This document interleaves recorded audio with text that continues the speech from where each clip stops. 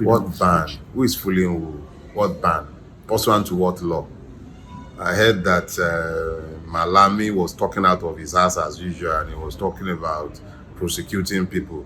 I'm on Twitter, Mr. Malami. I would enjoy the rest in yourself. Might as well come and carry me, because truth of the matter is, what law am I breaking because I'm on Twitter? It's an expression of my fundamental rights. It doesn't even have to be in the fraudulent charter they are calling the 1999 Constitution. It's my human right. It's ingrained. It's inside of me. It's the basis of my humanity. You can't take that away from me by any legislation. Let's understand very clearly that the validity of any law itself rests on the fact that it is not repugnant to natural justice and common sense. How do you presume to tell me what laws I may or may not obey? The one that is seeking to take away my rights as a human being? That obviously doesn't make any sense. So if Mr. Malami elects to speak out of his house, I might elect to ignore him, as I have rightly ignored him right now. So no, I'm on Twitter. You know what they call VPN, right? And I'm sure even the one, El Rufai, knows exactly what they call VPN. If he's busy tweeting and he's tweeting the nonsense that he's tweeting, and all their other influencers and things are busy tweeting nonsense up and down the place. Look, there is a conscious duty on a human being to ignore, with righteous indignation too, stupid laws. In this case, there isn't even a law. Since when does Malami's wishes become laws? So please, we can talk about, there is no law that gives a power that also does not limit the exercise of such powers. Where in our constitution does General Buhari or his man Friday, the attorney general, because that one is certainly not the attorney general of this federation, where do they derive the power to summarily ban the... I beg, please, I will be happy to have them put some of us. It will be very interesting to even see what law. So please, I wish I could be a little taller than I am, but I ain't. And I can't do anything about that. So yeah, they might wish they have some law by which we might be gagged, such as Decree 2, maybe another Decree 4. But fortunately for us, those who died leading up to this stupid republic we are calling a democracy, they paid a price. Part of that price is to guarantee our right to freely express ourselves as human beings. So until they have come out to tell us it is no longer a democracy, even though it's a pretense, let them have the courage to come out clearly and declare the fascist dictatorship that we are truly living in. Nigeria is not a democracy. And it is very easy to blame this on the frail old man in Aso Rock and claim it's about Buhari. It's not just about Buhari. It's a system. Nigeria runs on impunity. It's not a democracy. That is why it is critical to those who benefit from the system to silence those who speak out against the abnormality of a system of governance that guarantees pains to those being ruled and elevates the rulers as though they are feudal lords. That's not a democracy. Nigeria is a fascist dictatorship. You want more proof? Let me show you one. The prime mover of Sahara, on whose platform I'm privileged to be speaking right now, where is he? Constitutionally imprisoned in Abuja because it suits the whims and caprices of the powers that be inside the rock in Asu. Whether it is as a ventriloquist or whether he is the one who wields it, the law does not matter, because the law now follows the body language of the captive. So an unlawful captive is rendered lawful because the system itself is not subjected to law. How many Fulani headsmen, how many bandits have been kept in prison? How long has Shore been in a more or less like, what do you call it? A hostage of the state? How long has he been there? Lawfully too.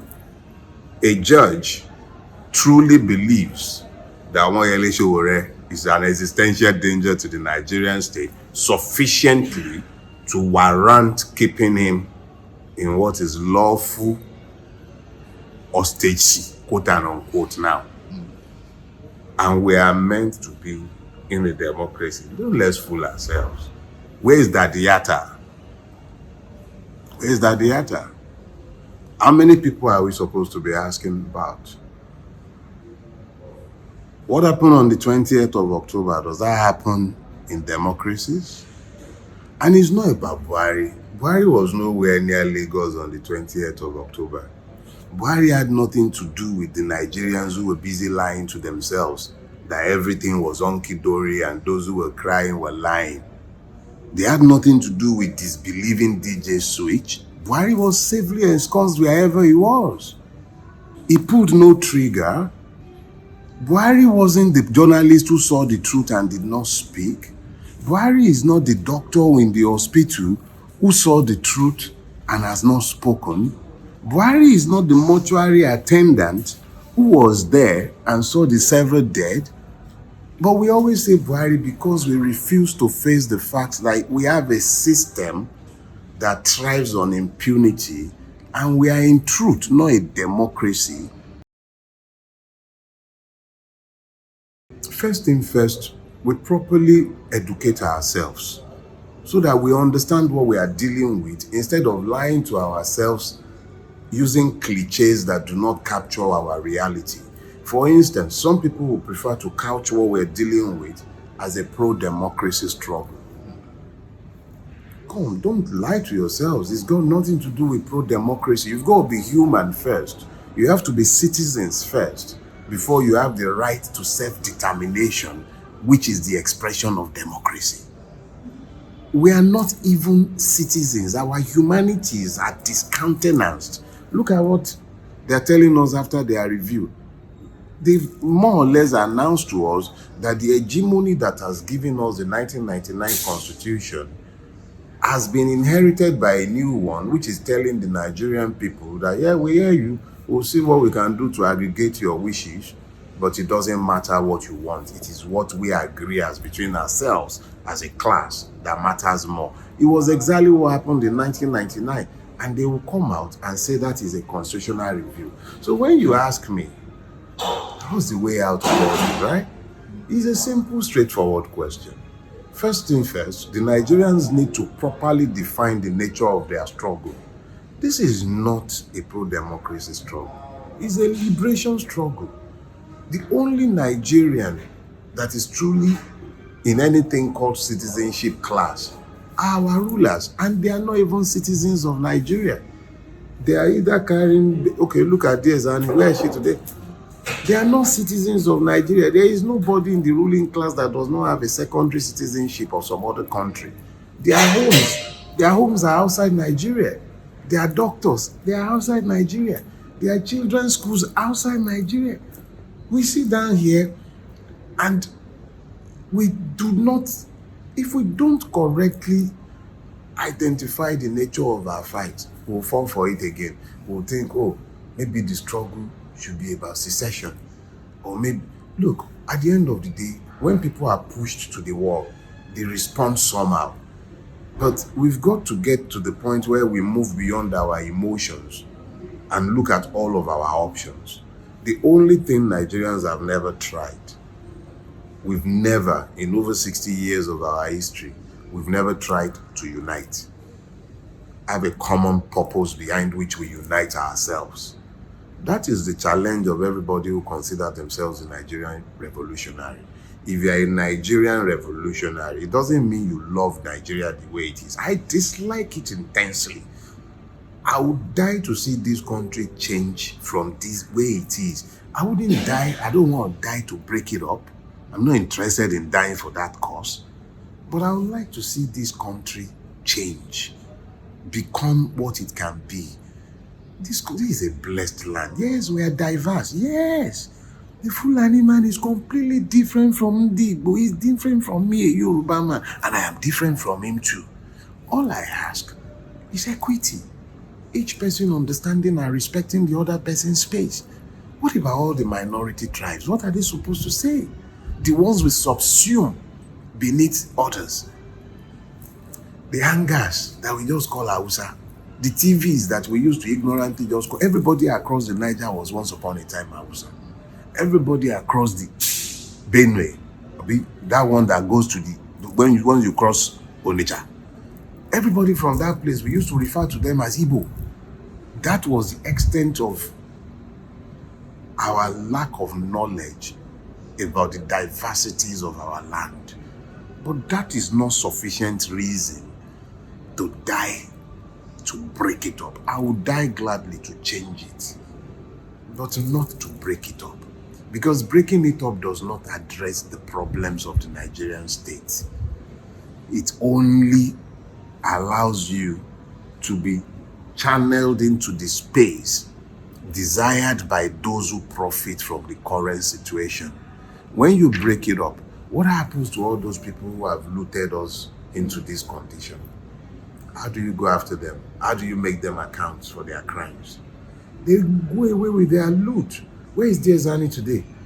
She's a diplomat flying all over the place with her money. And there will be several others. And there are several others. She's just the poster child for Nigerian impunity. No, the reality is that merely points you to the future. Ordinary councillor, local government councillor has second passport now. And then the real victims who should be interested in seeing justice done, they want to help themselves to set fire to the place. You set fire to the place, all the beneficiaries of this system, they escape. But the wars that you are calling, it will be fought on our own doorsteps. Those who I can run, I probably could act, even if I don't have a plan B, C, D, E, F, G. I am blessed with sufficient brain power to be able to imagine a plan B, C, D all the way to the end of the alphabet. But what about those who have nowhere to go? Are they less human? So you begin to understand very clearly that our salvation lies in trying what we've never tried. And the only thing we've never tried is to unite, understand the commonalities of our afflictions. Our humanities are the same. The Fulani man wants the same thing for his own. Yeah, he might want it differently. He might desire a Quranic way of life, and I don't think the Fulani man is even a fundamentalist Muslim. No, he enjoys his own pastoral life. Whatever everybody intends to pursue, they should be able to pursue it within a system anchored on law that is respectful of other people's right to exist in their own land and in their own space in the way they desire to exist. You can't come into my space seeking to impose your will, and I will not come into yours seeking to impose mine. My mother used to say when I was growing up that she could live with a mad person or a group of mad persons as long as everybody is clear as to the fact that there are rules by which they would all live. And as long as each person is obeying the rules set up, as crazy as you care to be, as long as you're crazy within your own clearly defined boundaries and space, she was fine with that. And it is the reality that is how human beings coexist.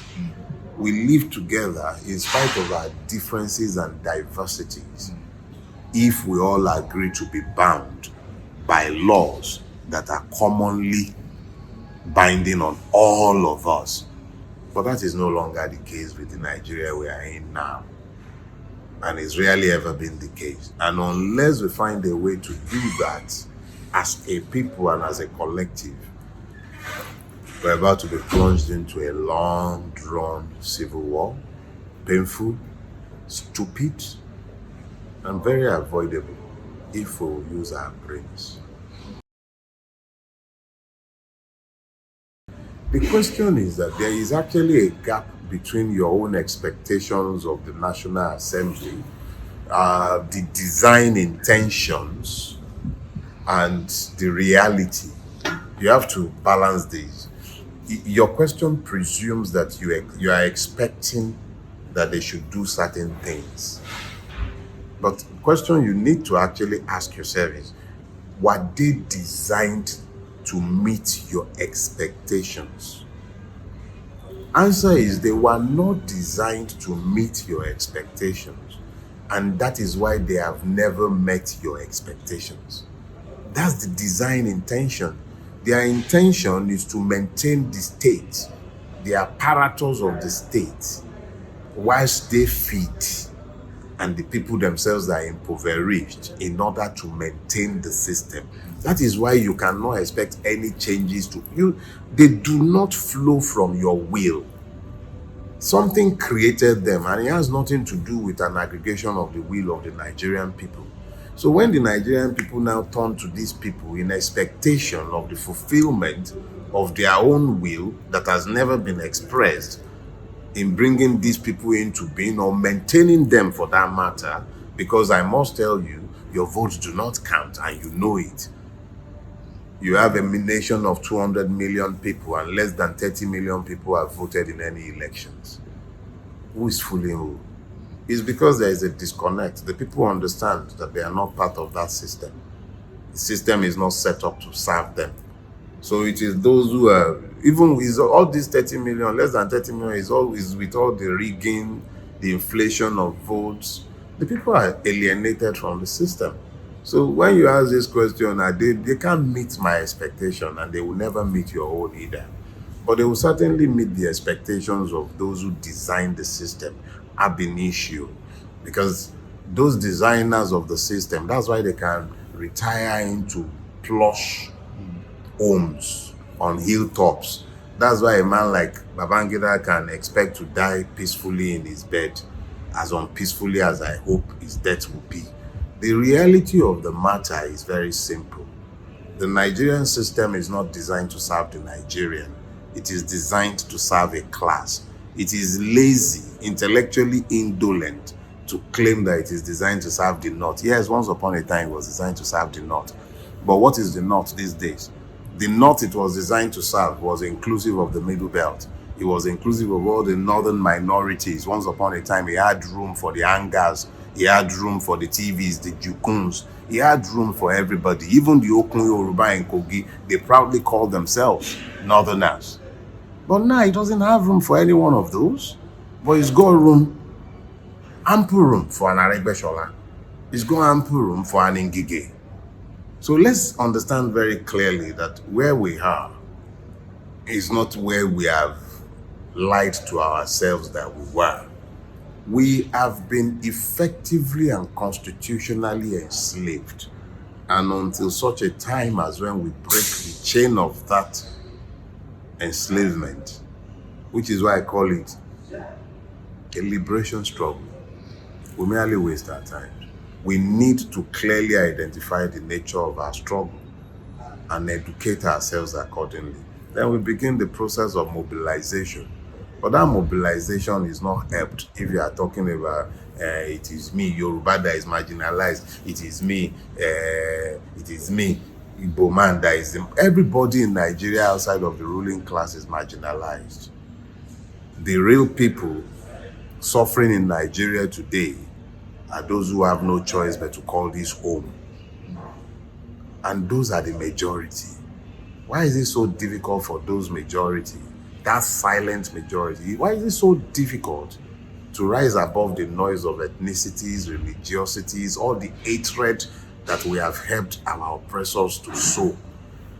Why is it so difficult to rise above it, to recognize the commonalities of our afflictions? The people in Niger State, I was watching that headmaster of the Islamia school. I was watching him on Arise sometime last week. The guy was weeping. Tundun started weeping alongside him because the humanities are the same, regardless of the thoughts and length hatred. The humanities are the same.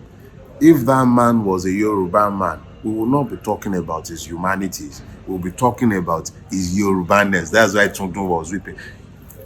That man wasn't Yoruba. The children kidnapped, they are the ones we once upon a time called Northerners, or we'll call them Hausas.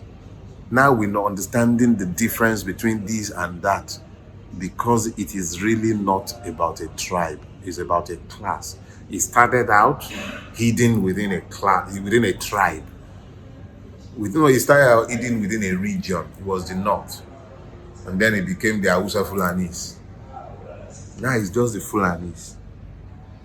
So let's understand clearly.